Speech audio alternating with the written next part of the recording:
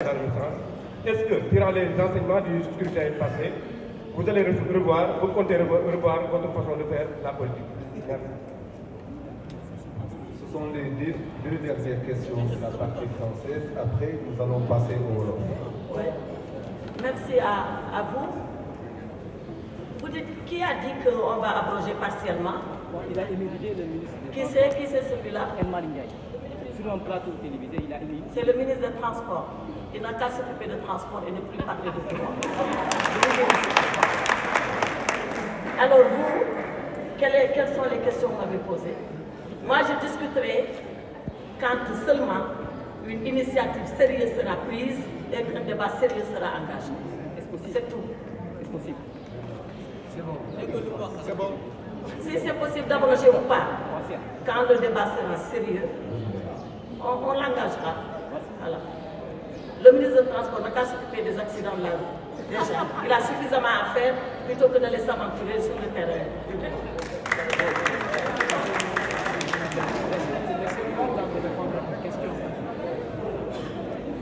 Et quelle était la question encore? Ah, génération en voie de disparition. Quelqu'un a dit ça. Vous savez, moi j'ai entendu ça depuis les résultats. On a dit oui, ces gens-là, peut-être qu'ils sont morts, l'opposition ne va plus exister. Comme j'ai répondu sur la loi d'amnistie, moi je n'engage un débat que quand il est sérieux. Quand il n'est pas sérieux pour moi, ce n'est pas un débat. Vous savez, ceux-là qui le disent, il y a longtemps eux qui sont morts, mais malheureusement ils ne le savent pas. Et vous savez, un mort qui parle et qui marche, ça s'appelle un zombie. En bon français, ça s'appelle un zombie.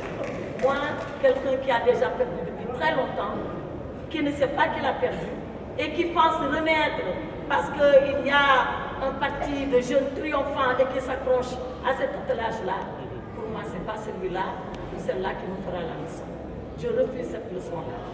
Maintenant, quelle était la deuxième question? Est-ce que durant les enseignements du scrutin passé, vous allez revoir votre façon de faire la politique?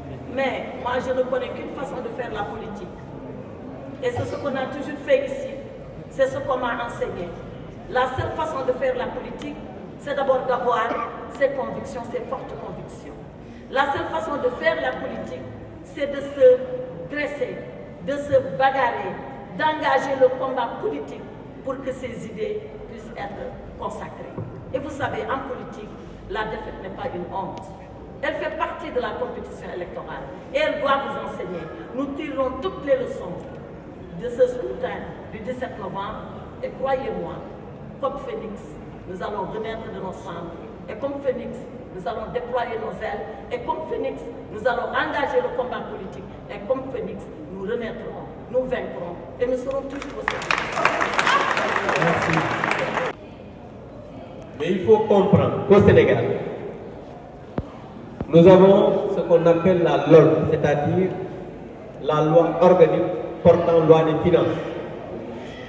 Mais au pluriel, quand je dis loi des finances, c'est-à-dire la loi des finances initiale et éventuellement une loi des finances rectificative.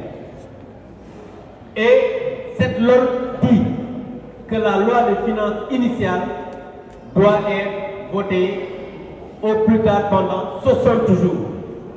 Mieux, dans cette loi, on a dit que le budget du Sénégal doit être déposé le jour de l'ouverture ordinaire, de l'ouverture de la session ordinaire unique de l'Assemblée nationale.